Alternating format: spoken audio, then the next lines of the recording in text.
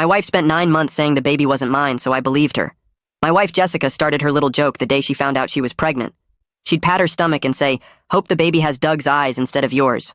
Doug was her coworker who she carpooled with sometimes. She'd laugh and say she was kidding, but then she'd do it again an hour later. At first, I tried to laugh along because pregnancy hormones make people say weird things, but Jessica never stopped. Every single day, she'd make at least 5 comments about the baby not being mine. When we went to the first ultrasound, she told the technician, "Wow, it looks just like my friend Doug already."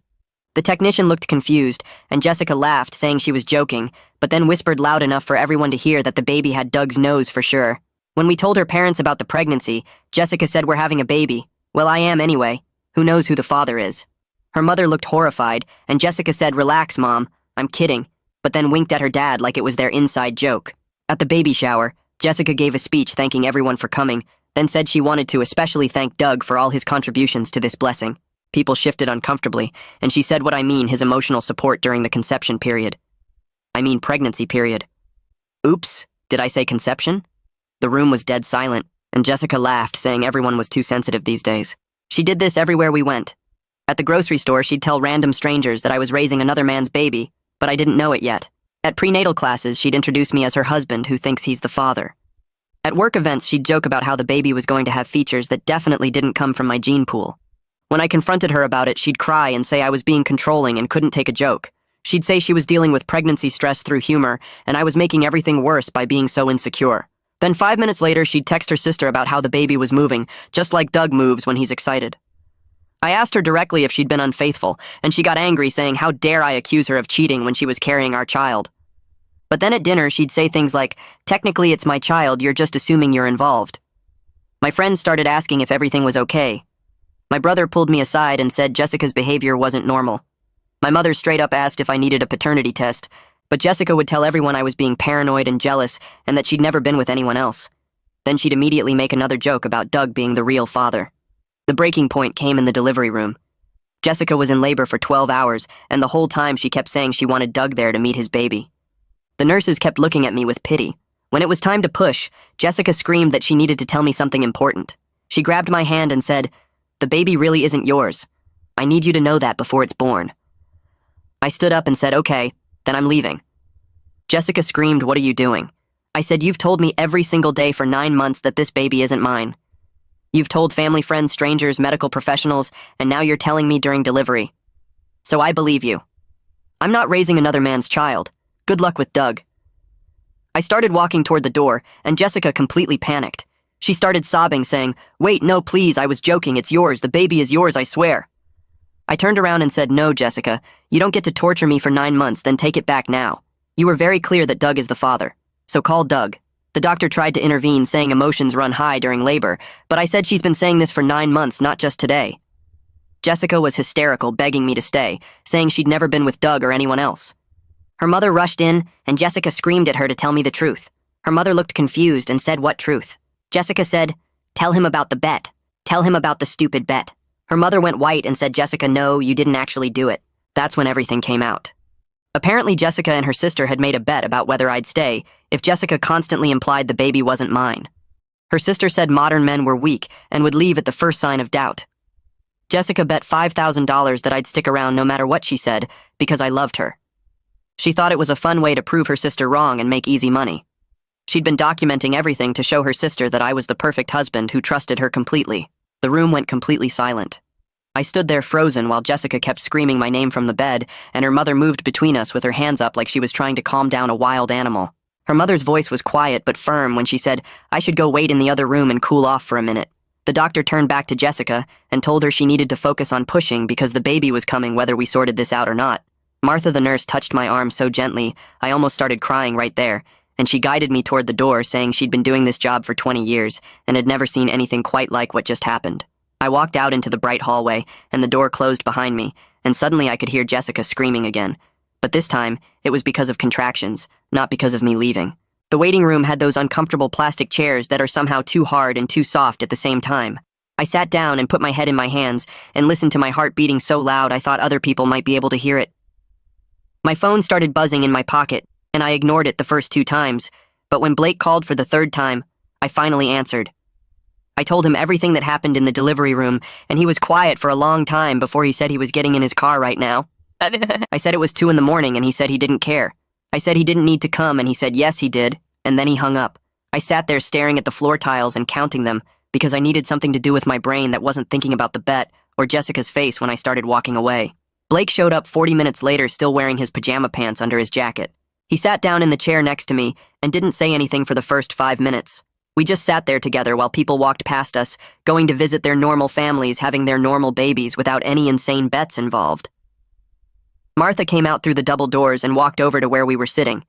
She said Jessica had delivered a healthy baby boy about 20 minutes ago, and both mother and child was doing fine physically. She stopped talking for a second, and I could tell she was trying to figure out how to say the next part. She said Jessica was asking for me and crying, but she wanted me to know I didn't have to go in there until I was ready. Martha's eyes were kind when she looked at me, and I appreciated that she was treating me like I had a choice in this. Blake asked what I wanted to do, and I realized I actually had no idea. Part of me desperately wanted to see my son, but another part of me couldn't stand the thought of being in the same room as Jessica right now. I looked at Martha and said I needed to see the baby, but could I do it without Jessica being there? Saying those words out loud made me feel like the worst person in the world, but Martha just nodded like it was a completely reasonable request. Martha said she could arrange for the baby to be in the nursery where I could see him through the window. She led us down another hallway to a big window, looking into a room full of plastic bassinets with tiny babies inside. Martha pointed to one in the front row and said that was him. I pressed my hand against the glass and looked at this incredibly small person I helped make, and I started crying for the first time since this whole nightmare started. He had a little blue hat on, and his eyes were closed, and his hands were curled up into tiny fists. Blake stood next to me, and after a minute he said the baby had my nose. I started laughing and crying at the same time because it was such a Blake thing to say, and because he was right. Jessica's mother appeared next to me at the window, and I hadn't even heard her walk up. She said she was so sorry for not stopping Jessica months ago when she first heard about the bet. Her voice was shaking, and she looked about 10 years older than she had this morning. She explained that Jessica's sister had always been competitive and mean, and she honestly thought Jessica would stop the joke after a few weeks when she realized it wasn't funny. She said she never imagined her daughter would keep it going for 9 whole months. I turned to look at her and asked how she could let this go on for so long without saying anything. She wiped her eyes and admitted she didn't know the full extent of what was happening until tonight. Jessica apparently told her family she was just making occasional jokes and not the constant daily torture that actually happened. She said if she'd known Jessica was doing it every single day and telling strangers and medical professionals, she would have put a stop to it immediately. A woman in a gray cardigan walked up to us and introduced herself as the hospital social worker. She asked if she could talk to me privately for a minute, and we moved away from the nursery window. She wanted to know if I had somewhere safe to stay and if I needed any resources for the immediate future. Her questions were careful and gentle, and I suddenly realized she was trying to figure out if this situation was going to turn violent or dangerous. The thought hadn't even occurred to me until that moment. I told her I was staying with my brother and that I wasn't a danger to anyone. I said I was just hurt and angry and confused about everything that happened. She nodded and pulled a card out of her pocket and handed it to me. She said the first few days after a birth were emotionally intense, even without major relationship trauma added into the mix, and I should call her if I needed anything at all. Blake drove me to his apartment as the sun was starting to come up over the buildings. I sat in his passenger seat watching the empty streets go by and feeling completely numb. When we got inside, I finally let myself fall apart completely on his couch. I cried so hard I thought I might throw up, and Blake brought me water and a blanket without saying anything. He said I could stay as long as I needed, and then he went to his bedroom and left me alone with my thoughts about how my wife had spent 9 months treating our marriage like a game she could win. I woke up on Blake's couch with my phone buzzing against the coffee table, and when I picked it up, the screen showed 17 missed calls from Jessica, 12 from her mother, and 3 from her father, who I'd only met maybe 4 times in the 3 years Jessica and I had been together. There was a text from Andre that just said, "Heard what happened, you okay?" And I realized word was already getting around about what happened in the delivery room. My whole body felt heavy and wrong, like I'd been hit by a truck, and I sat there staring at all those missed call notifications, wondering if any of this was actually real, or if I'd wake up and find out the last 9 months had been some kind of nightmare. I called Andre back because he was the only person I could talk to right now, without feeling like I wanted to scream or throw my phone through Blake's window. He picked up on the first ring, and I told him everything from the delivery room confrontation to Jessica's mother's face when the bet came out to me walking away, while Jessica was literally in labor. Andre didn't say anything for so long, I actually pulled the phone away from my ear to check if the call had dropped, but then he finally spoke and said that was the most messed up thing he'd ever heard in his entire life.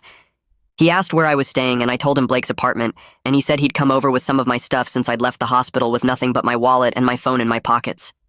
I hadn't even thought about needing clothes or a toothbrush or anything practical because my brain was still stuck on the image of Jessica's face when I started walking toward that delivery room door. Andre showed up about 2 hours later with a duffel bag full of my clothes and toiletries and a bag of takeout food from the Chinese place near our house. We sat at Blake's kitchen table eating fried rice and orange chicken and not talking about anything important until Andre finally put his fork down and asked what I was going to do about the baby. I stopped chewing and just looked at him because I'd been trying really hard not to think about that exact question since I left the hospital. I told him I honestly didn't know because the baby didn't do anything wrong and he was my son, but I couldn't imagine having to see Jessica multiple times a week for the next 18 years to do custody exchanges. Andre nodded and said that was fair, and then asked if I'd thought about getting a lawyer, and I realized I hadn't thought about anything beyond getting through the next 5 minutes without losing my mind completely. My phone rang while we were finishing the food, and I saw it was a number I didn't recognize, so I almost didn't answer, but something made me pick it up anyway. The voice on the other end said this was Jessica's father, Ruben, and he asked if we could meet for coffee because he needed to talk to me about what happened. I wanted to say no, because I didn't want to deal with anyone from Jessica's family right now, but there was something in his voice that sounded broken and tired, so I agreed to meet him at a diner near Blake's apartment in an hour. Ruben was already sitting in a booth when I got there, and he looked like he'd aged about 10 years since I saw him at Christmas. His face was gray, and there were bags under his eyes, and his hands were shaking a little when he lifted his coffee cup. He started talking before I even sat down and said he didn't know about the bet until Jessica's mother called him from the hospital last night and told him everything. He said he was disgusted that his daughter would treat her marriage like some kind of game show and that he'd raised her better than this, and he didn't know where he'd gone wrong. I sat there listening to him apologize and feeling weird because part of me wanted to tell him it wasn't his fault, but another part of me was still too angry to comfort anyone from Jessica's family. Ruben said he understood if I couldn't forgive Jessica and he wouldn't blame me for leaving, but he hoped I wouldn't shut out my son because of his mother's mistakes. I told him I wasn't trying to abandon my son, but I needed time to process that my wife had spent 9 months deliberately messing with my head for money, and that I didn't know how to get past that kind of betrayal. He nodded like he understood, and then he reached into his jacket pocket and pulled out an envelope and slid it across the table toward me. I opened the envelope, and inside was a check for $5,000 made out to me, and I just stared at it, not understanding what I was looking at.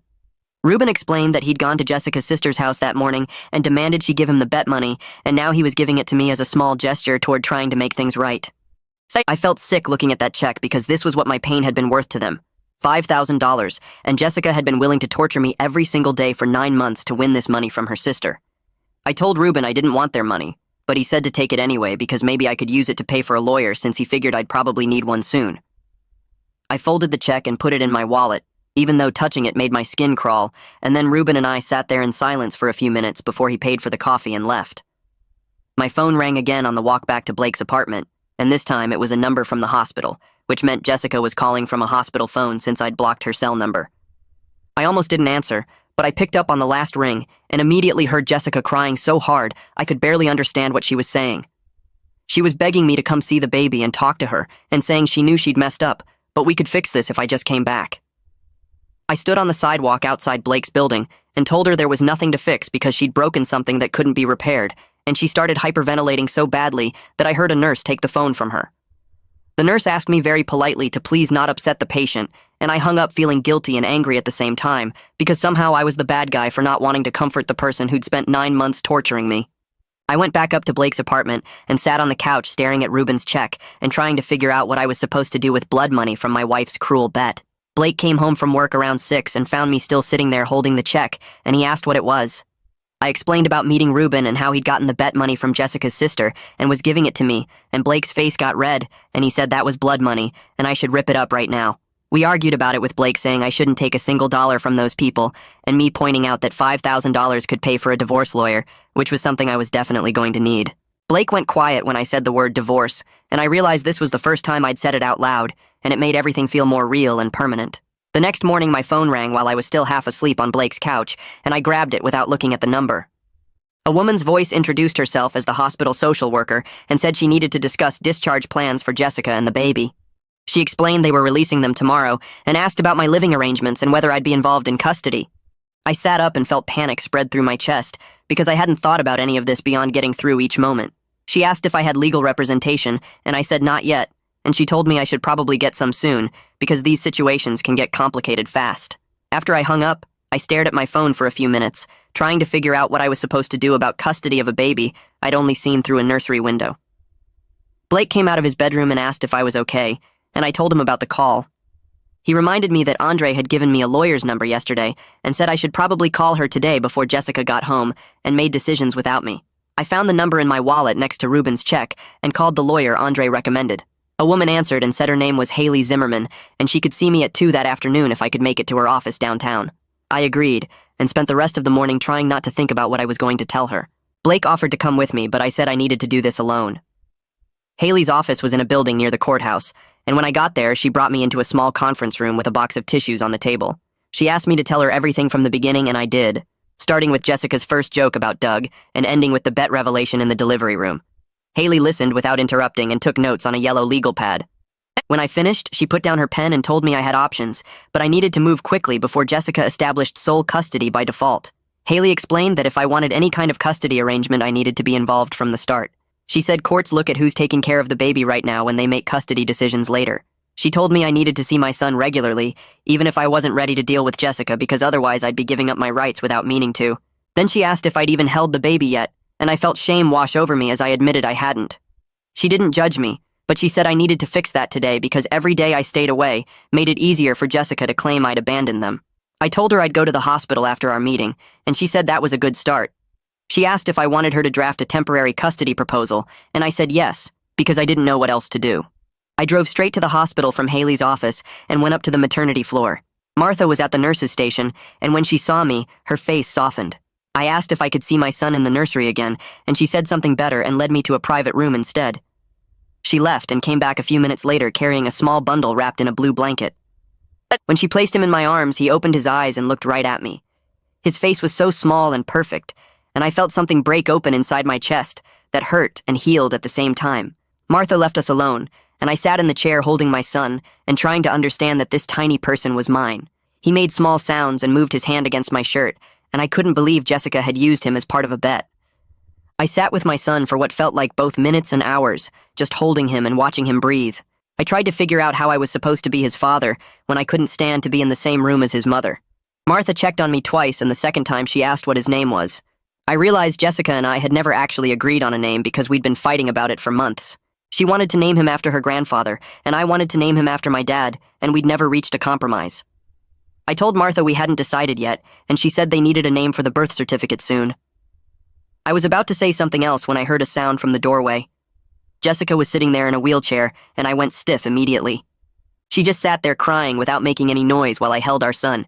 She looked terrible with dark circles under her eyes, and her hair pulled back in a messy ponytail. Neither of us said anything for a long moment, and then she whispered that she wanted to name him after my father if that was okay. I was so surprised I almost dropped the baby because we'd been arguing about names for months, and she'd refused to even consider my dad's name. She said she knew it didn't fix anything, but she wanted me to know she was sorry, and naming him after my father was the only way she could think to show it. I told Jessica we could name him after my dad, but that didn't change anything between us. She nodded like she'd expected me to say that, and more tears ran down her face. We sat in painful silence for a few minutes with me holding our son and her watching from the doorway. A nurse came in to take the baby back for feeding, and Jessica asked if I was coming home. Her voice was so small and hopeful that for a second, I almost said yes. I told Jessica I was staying with Blake for now, and we'd figure out custody arrangements through lawyers. She started crying harder and said she couldn't do this alone. I reminded her that she chose to make a bet about our marriage, and now she had to live with the consequences of treating me like an experiment. She asked how long I was going to punish her, and I said I wasn't punishing her. I was protecting myself. The nurse took the baby and left, and Jessica and I sat there looking at each other across a distance that felt like miles.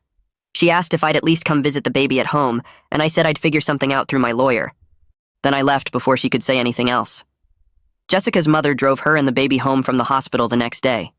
She texted me photos of them getting settled in the nursery I'd spent weeks painting last month. I looked at the pictures of my son in the crib I'd put together and the changing table I'd assembled and felt completely disconnected from that life. It was like looking at photos of someone else's family in someone else's house. Jessica's mother sent another text asking if I wanted to come see the baby later, and I didn't respond because I didn't know what to say. Haley called me that afternoon and said she'd drafted a temporary custody proposal. She explained it would give me regular visitation while keeping the baby primarily with Jessica since she was breastfeeding. The proposal included overnight visits once the baby was a few months old and taking him for weekends when he was older. I listened to her describe how I'd be a visitor in my son's life and felt sick. I told her it sounded practical, and she said she'd send it to Jessica's lawyer once I hired one for her. I agreed to everything because what else could I do? After I hung up, I sat on Blake's couch and thought about how I was going to be a part-time father because my wife made a bet. My son would grow up knowing his dad didn't live with him, and someday I'd have to explain why. I'd have to tell him that his mother spent 9 months making jokes about him not being mine, and I'd believed her enough to walk away. I put my head in my hands and tried not to think about all the moments I was going to miss because Jessica wanted to win $5,000 from her sister. 3 days later, I drove to the house to get more clothes because I was running out of clean stuff at Blake's place. I parked in the driveway and sat there for a minute staring at the front door that I'd walked through 1,000 times before. Everything looked exactly the same from the outside, but I knew nothing inside would ever feel the same again. I used my key and went in quietly, hoping Jessica might be asleep or at her mother's house. The living room was a mess with baby supplies everywhere and dishes stacked on the coffee table. I headed straight for the bedroom but stopped when I heard soft crying coming from the nursery. I looked through the doorway and saw Jessica sitting in the rocking chair, holding our son against her chest. She looked terrible with dark circles under her eyes and her hair pulled back in a messy knot. Her shirt had spit up stains on the shoulder and she was rocking back and forth while tears ran down her face. For just a second, I felt bad for her because she looked so exhausted and alone. Then I remembered why she was alone, and the sympathy disappeared. I turned away and went to the bedroom to pack. I pulled my duffel bag from the closet and started throwing clothes into it without really paying attention to what I grabbed. Jessica must have heard me moving around because she appeared in the bedroom doorway still holding the baby. She asked if we could talk, and I told her I was just here to get my stuff. She said she knew I was angry, but maybe we could try counseling to work through this. I kept packing and told her I didn't know if there was anything to work through. She started crying harder and said she loved me so much, and that's why she made the stupid bet in the first place. She wanted to prove to her sister that our marriage was unbreakable and that I would never leave her no matter what. She said her sister was always telling her that modern men can't handle anything and that I'd probably run at the first sign of trouble. Jessica thought she could prove her sister wrong and make easy money at the same time by showing that I trusted her completely. She kept listing all these reasons why she loves me while I shoved socks and underwear into my bag. She said I was patient and kind and always made her laugh. She said I was going to be an amazing father, and she couldn't imagine raising our son without me. She said the bet seemed harmless at first, and then she got in too deep to stop. I zipped up my bag and turned to look at her. I pointed out that she spent 9 months trying to prove our marriage was strong, and instead she broke it completely. The irony of that seemed pretty obvious to me, but apparently it hadn't occurred to her until I said it out loud. Jessica's face crumpled, and she started sobbing so hard the baby woke up and started crying too. She sat down on the edge of the bed and tried to calm him down, while tears dripped onto his little head. She admitted between sobs that she never actually thought I would leave. She said she believed I'd be hurt and upset, but that I'd forgive her eventually because that's what I always do. She said she counted on me being the person who stays no matter what, and she was so sure she'd win the bet. She rocked the baby and whispered that she was an idiot, and she destroyed everything good in her life for $5,000. Listening to her talk, I realized she was right about one thing. I did always forgive her for stuff. When she forgot my birthday last year, I forgave her. When she spent our vacation fund on a shopping spree, I forgave her. When she made jokes at my expense in front of our friends, I forgave her. I'd spent our whole marriage being the understanding husband who let things slide because I loved her. That's probably exactly why she thought this bet was okay to make. She knew I'd be upset, but she also knew I'd get over it because I always did. I picked up my duffel bag and told her I was done being the person who accepts whatever she dishes out. She looked up at me with red, swollen eyes and asked what I meant. I said I meant I was tired of being treated like my feelings don't matter, and I'm not going to keep forgiving her just because that's what I've always done before.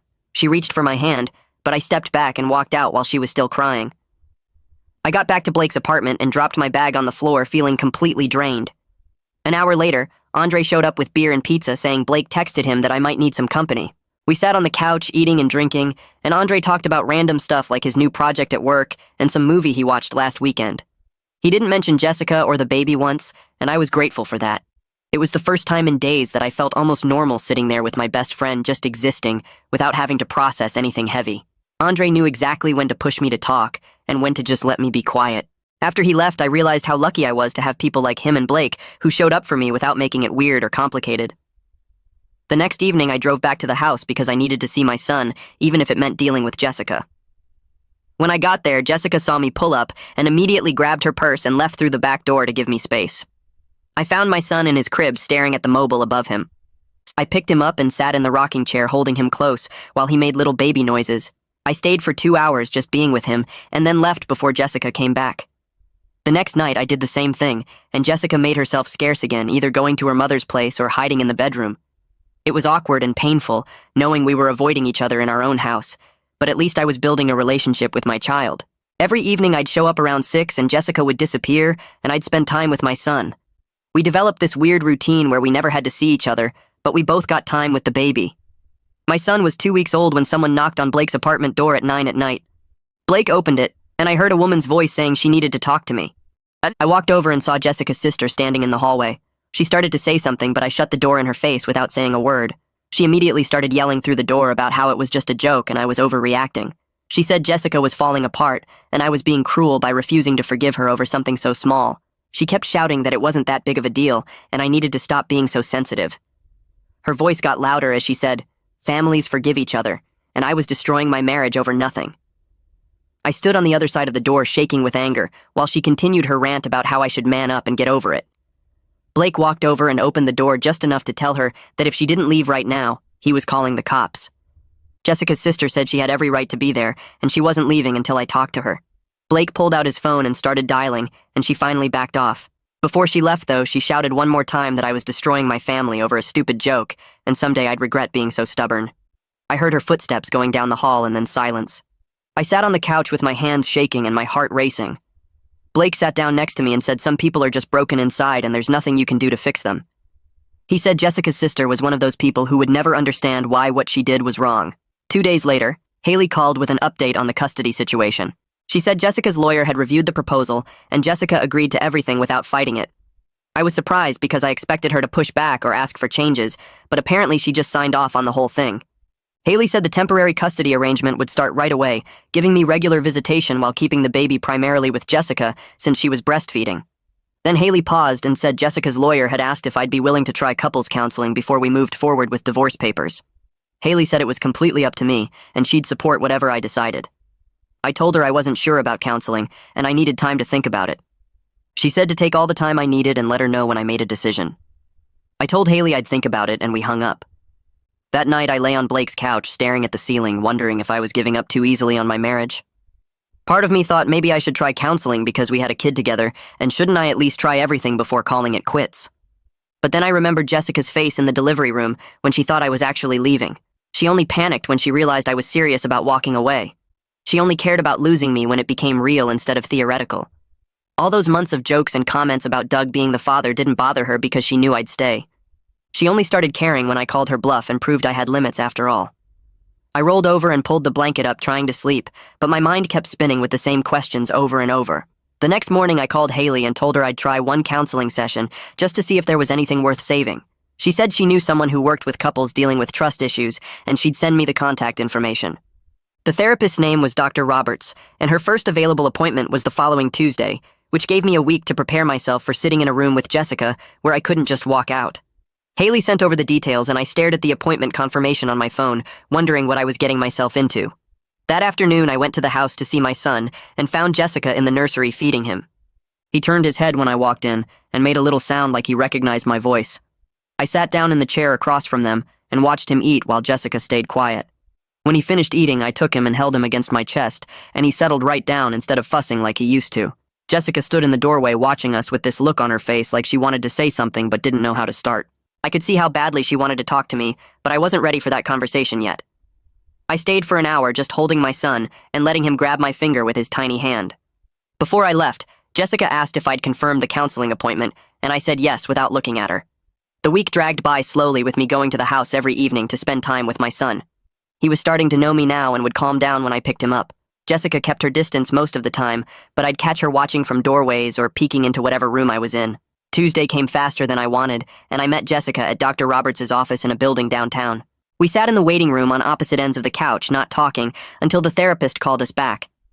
Dr. Roberts was a woman in her 50s with gray hair and kind eyes who told us to sit wherever we felt comfortable. Jessica immediately started crying before anyone even asked a question. Dr. Roberts handed her tissues and waited patiently while Jessica tried to pull herself together enough to speak.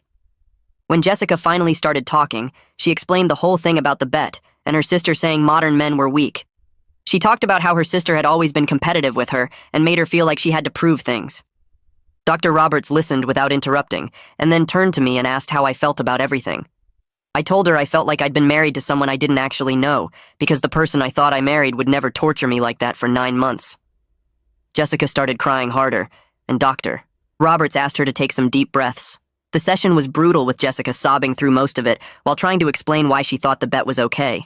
Dr. Roberts asked Jessica if she understood why constantly telling me the baby wasn't mine was harmful, and Jessica nodded, but kept saying she thought I knew she was joking. I pointed out that jokes are supposed to be funny, and there was nothing funny about spending 9 months questioning if I was about to raise another man's child. Dr. Roberts wrote some notes and asked Jessica if she had a pattern of seeking her sister's approval. Jessica admitted that she did, and that her sister's opinion mattered more to her than it should. Then Dr. Roberts asked the question that seemed to hit Jessica hardest, which was whether she'd considered my feelings as important as winning the bet. Jessica went quiet for a long time before admitting that no, she hadn't really thought about my feelings at all. She said she was so focused on proving her sister wrong and winning the money that she didn't consider how much damage she was doing. Dr. Roberts asked if Jessica understood why that was a serious problem in a marriage, and Jessica finally seemed to grasp how big of a thing she'd actually done. Her face changed like something clicked in her head, and she looked at me with this expression of real understanding for the first time. We left the session with homework assignments about rebuilding trust that Dr. Roberts printed out for both of us. I took my packet and walked to my car without saying anything to Jessica. That night she texted me saying she understood if I couldn't forgive her, but she hoped I'd give her a chance to prove she'd changed. I didn't respond because I wasn't sure I wanted to do the work the therapist assigned. The next day, Blake asked me over breakfast if I was going to try to make the marriage work. I told him I didn't know, and he said that was okay, but I shouldn't do it just because we had a kid together. He reminded me that plenty of people co-parent successfully without being married, and that I deserved to be with someone who treated me with basic respect. His words stuck with me for days while I went through the motions of visiting my son and avoiding real conversations with Jessica. Dr. Roberts scheduled our second session for the following week, and I went even though I wasn't sure why. This time I told the therapist right away that I wasn't sure I could get past the betrayal, no matter how much work we did. Dr. Roberts said that was a valid feeling and asked what I needed to feel safe in the relationship again. I couldn't answer because I honestly didn't know if anything could fix what Jessica had broken. Jessica asked what she could do to make this right, and I told her honestly that I didn't know if anything could fix it. She looked devastated, but Dr. Roberts said that honesty was important even when it hurt. We left that session with more homework, but I still wasn't doing any of it. My son turned 6 weeks old, and I realized I was spending more time at the house than at Blake's apartment. Jessica and I were having actual conversations again about normal things like what the pediatrician said or when the baby last ate. The conversations were careful and stayed on the surface, but they weren't hostile, which felt like some kind of progress. One evening, Jessica showed me her phone where she'd blocked her sister completely on every platform. She said she'd also started seeing her own therapist to work on why she needed her sister's approval so desperately. I looked at the blocked contact and the therapy appointment confirmations and appreciated that she was trying, but I still wasn't sure it was enough. Part of me wanted to believe she could change, and part of me thought I was being stupid for even considering it. We went to our third counseling session, and Dr. Roberts noticed that we were sitting closer together on the couch. She asked if I was willing to move back home on a trial basis to see if we could rebuild what we'd lost. I said I'd think about it, and Jessica looked hopeful for the first time in weeks. Her whole face lit up just from me saying I'd consider it, which made me realize how low her expectations had gotten. I called Andre the next day and asked if I could come over to talk. He said sure, and when I got to his place, he had coffee ready and we sat on his back porch. I told him I was thinking about moving back home, and he listened without interrupting. When I finished, he asked if I was doing it because I wanted to, or because I felt obligated. I sat there for a minute trying to figure out how to answer, and finally admitted I didn't know the difference anymore. Andre nodded and said that was probably something I needed to figure out before making any decisions. He wasn't being harsh about it, but he wasn't letting me off easy either. We talked for another hour about what I actually wanted, versus what felt like the right thing to do. By the time I left, I still didn't have answers, but at least I knew what questions to ask myself. I spent the next 2 days thinking about it, and finally decided I'd move back home, but sleep in the guest room. It felt like a reasonable compromise between being present for my son and protecting myself from getting hurt again. I texted Jessica and asked if we could talk, and she called me immediately. I told her my decision, and she agreed so fast I barely finished explaining. She said she was just grateful to have me in the house, and would respect whatever boundaries I needed. We spent an hour on the phone establishing rules about communication and respect and personal space. Jessica wrote everything down and said she'd print it out so we both had copies. When I moved back in 3 days later, the printed boundary list was on the kitchen counter with Jessica's signature at the bottom and a space for mine. Living together again was strange in ways I hadn't expected. We were polite to each other like roommates who happened to have a baby together. We coordinated childcare and took turns with night feedings and kept our interactions focused on practical things. There was no intimacy or warmth between us, but there also wasn't hostility. We existed in the same space and took care of our son and avoided talking about anything deeper than diaper changes or pediatrician appointments. I kept my stuff in the guest room, and Jessica stayed in our bedroom, and we gave each other space. The house felt bigger somehow, with both of us trying not to take up too much room. My son was growing and hitting his milestones, and I was there for all of it, which felt important. But every night I'd go to the guest room and close the door and wonder if this was sustainable long term. Jessica knocked on my door one night about 2 weeks after I moved back. I opened it, and she was standing there in pajamas looking nervous. She asked if I thought I'd ever be able to forgive her. I told her honestly that I didn't know.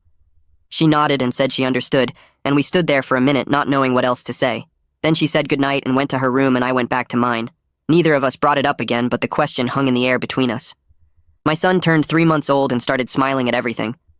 Jessica was making dinner one evening and said something about how the baby smiled at the ceiling fan, like it was the most interesting thing in the world. I laughed without thinking about it, and then caught myself. I realized I was starting to relax around her again, and it scared me. I didn't want to forgive her too easily, but I also didn't want to hold on to anger forever. That night, I lay in the guest room thinking about how exhausting it was to stay mad all the time. But then I'd remember her face in the delivery room, and the anger would come rushing back. I felt stuck between wanting to move forward and needing to protect myself from getting hurt again. We had another counseling session scheduled, and I wasn't sure what I was going to say.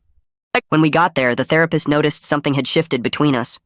She asked if we were ready to talk about moving forward instead of just processing the past. Jessica looked at me with this hopeful expression, and I said maybe. The therapist seemed pleased and gave us new homework about rebuilding intimacy in small steps. Jessica cried in the car on the way home and thanked me for being willing to try. I didn't say anything because I wasn't sure I was ready for her gratitude yet. 4 months after I moved back into the house, I packed up my stuff from the guest room and moved it back into our bedroom. It felt both familiar and completely foreign at the same time. Jessica was at the grocery store with the baby, and I wanted to do it while she was gone so it wouldn't be a big production. When she came home and saw my clothes in the closet, she started crying.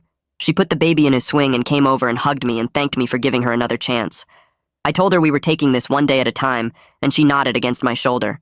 That night, we slept in the same bed for the first time in months, and it was awkward. We stayed on our own sides and didn't touch, and I barely slept. But it was a start, I guess. Jessica's mother came to visit the following week and asked if she could talk to me privately. We sat in the kitchen while Jessica played with the baby in the living room. Her mother apologized directly for not stopping the bet, and I could see she genuinely felt bad about it. She said she'd cut off Jessica's sister temporarily because she needed to learn that actions have consequences. I appreciated her saying it, even though it didn't change what happened. She asked if there was anything she could do to help, and I told her just keep supporting Jessica's therapy. She promised she would and gave me a hug before she left. My son hit 5 months old and was thriving. He was rolling over and laughing and reaching for things. I'd catch myself thinking that maybe we could actually make this work. Jessica had been going to therapy every week without me having to remind her. She respected my boundaries and gave me space when I needed it. She was proving through actions that she understood what she did wrong. We had good days and bad days, but the good days were starting to outnumber the bad ones. One night after we put the baby to bed, Jessica asked if we could talk. We sat on the couch and she brought up what would happen if she ever did something like this again. I looked at her and told her clearly that there wouldn't be another chance. If she betrayed my trust again, I'd be gone and I wouldn't come back. She promised she understood and said she'd spend the rest of her life making this up to me. I wanted to believe her, but part of me would probably always be waiting for the other shoe to drop. A few weeks later, Andre came over for dinner, and I watched him observe how Jessica interacted with me and the baby. She was attentive without being pushy, and gave me space when I needed it, and asked before touching my arm or getting too close. After we ate, Andre asked if he could talk to me outside, and we stood on the back porch while Jessica cleaned up inside. He looked through the window at her washing dishes and said he could see she was really trying, and it seemed genuine to him. I told him I was cautiously optimistic, which felt huge compared to where I'd been 6 months ago when I couldn't even look at her. Andre clapped me on the shoulder and said that was good enough for now. The next week, Jessica brought up our anniversary coming up in 2 months and asked if I'd consider renewing our vows as a way to start fresh.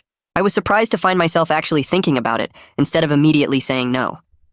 We sat at the kitchen table after the baby went to sleep and talked about what that would mean and what promises we'd make this time. Jessica said she wanted to acknowledge what she did instead of pretending it never happened, and I agreed that felt more honest than trying to recreate what we had before. She said it would be like building something new instead of fixing something broken, and that resonated with me in a way I didn't expect. Over the next few weeks, we planned a small ceremony with just close family and friends in our backyard. Jessica spent hours writing her vows and showed them to me beforehand to make sure I was comfortable with what she wanted to say. They acknowledged the bet and the pain she caused and promised to spend her life earning back my trust through actions, not just words. When our anniversary arrived and we stood in front of 20 people who knew what we'd been through, I said my vows about choosing to move forward together, and I meant every single word. 6 months after the worst night of my life, I stood holding my son while watching Jessica laugh with Blake at our vow renewal party, and I realized we were actually going to be okay. It wasn't the marriage I thought I had before, where everything seemed perfect on the surface, but was actually built on me not questioning anything. This was honest now, with all our flaws and mistakes out in the open, and that was worth more than the illusion of perfection we had before.